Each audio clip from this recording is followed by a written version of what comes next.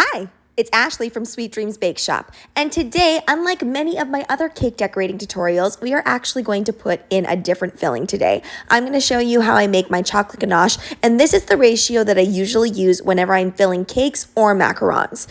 You'll notice I also kind of have a clustered mix of different types of chocolates, but it's all dark chocolate. And so what I start with is 400 grams of dark chocolate, which I melt on a double boiler system. Don't melt it in the microwave. You might end up scorching your chocolate, especially this amount. Then I pour in approximately 200 grams of this whipping cream. Now, I was taught a really specific way on how to do this, but I personally find it just easy to pour in all of that whipping cream, whip it until everything is fully incorporated, and then add in some room temperature butter. And I add in approximately 75 grams of that butter. And it is salted butter. I like to use salted butter for most things, but if you prefer, you can use unsalted. While that's kind of setting just a little bit, I'm going to level off my cake. The key to leveling off your cake is just making sure that you keep your knife in one place. Now, really, you should be using a large serrated knife. The longer that knife is, the easier it is to do this. Here is my sugar syrup, and if you're going to consume your cake right away, you really don't have to add this in. But for those of you that make a lot of custom cakes and decorated cakes, you're going to want to add that sugar syrup in just so that you make sure you lock in as much moisture as possible. Since many decorated cakes take a long time to decorate and you don't know exactly when somebody is going to be consuming your cake, so you want to extend that moisture for as long as possible. Now, I realized that down was a little bit thick. This is a very small cake, so I do suggest that if you are going to be working on a small cake, possibly use a smaller tip for this, but this is the tip that I'm going to use because this is the tip that I want to use for the outside of the cake. So I'm going to try and go a little bit more out towards the edge so I get a little bit more filling in here. I also pour a little bit more of that simple syrup on the top layer too, right before I place that on.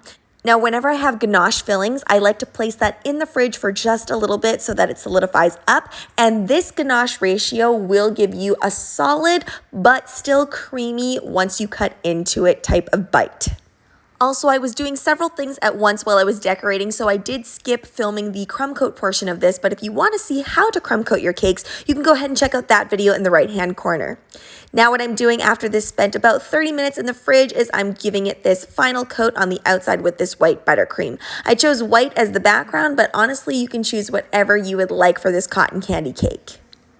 I find my Italian meringue buttercream, now that we are out of the heat wave finally, solidifies up a little bit quickly, so I do like to torch my spatulas, and this is why I always recommend getting a metal spatula so that you can do this, and then I just kind of swipe it through to make sure that things are nice and smooth. If you don't have a torch, you can do this with hot water as well. I just find my hot water takes forever to actually heat up to a temperature that's going to help me smooth this out. And you also have to wipe off everything too. So doing it with a torch is just so much faster. I'm going to mix up a few different colors here. I'm going to go with a teal color, and then I'm going to go with a blue, and then a pink. Now, this could honestly be used for a gender reveal party too, but I wanted to make it look a little bit more cotton candy-ish, so that's why I added in the teal. I'm using gel food colorings, and you'll notice that I'm folding it in rather than just kind of mixing it. This is just to help deflate some of those bubbles and not create any new ones. And then I'm going to place it on this plastic wrap here. Now, most of the time I do pipe this, and you'll see a lot of videos showing you to pipe this, but I just kind of want a mixed, dreamy look. I don't need anything to look super perfect. However, I do want a good mixture of colors. So then you fold that up, and then you put it inside of your piping bag. Now I'm going to use this stencil here for the outside of the buttercream. Now, I definitely did this a little bit too soon. It grabs some of the buttercream off, but this only happened because I was a little bit too overzealous on how quickly I wanted this done. So definitely leave ample time to do this portion. So I would actually leave this in the fridge for about an hour if you want to be super sure. Whereas I cut this down to about 20 minutes before I grab this out of the fridge. A little tip with this, if you actually keep this in the fridge for the right amount of time, you shouldn't have to do this, but if you notice that buttercream is being picked up on that stencil, definitely wash in between each swipe. Now what I'm going to do is I'm going to take my little sprinkle mix, and I generally like to create my own sprinkle mixes, although if you've seen those videos of where I work for my friend at her bakery and she pays me with sprinkle mixes, that is super fun. But when I make my own sprinkle mixes, I do try to make sure that I don't make too many mixes, because it's really hard then to go back and try to individually use those colors. In fact, it's nearly impossible. Now what I'm going to do is I'm going to create a corkscrew border all the way around. So you'll notice my motions here, and I am leaving a lot of my stuff in real time now. I am not speeding a whole lot of things up because I want you to be able to see the technique that I'm using more clearly.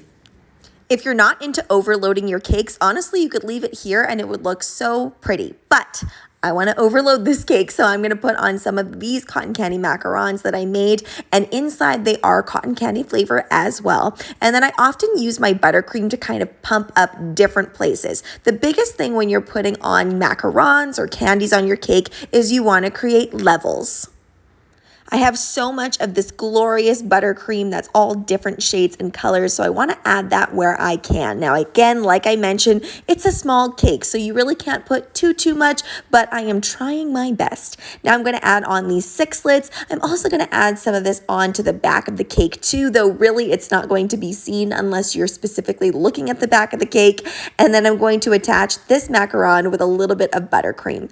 And then I'm chucking the sprinkles at there. The reason being is because if you don't chuck them, they don't stick. So that's why you have to throw them on there. And it's very therapeutic when you do so.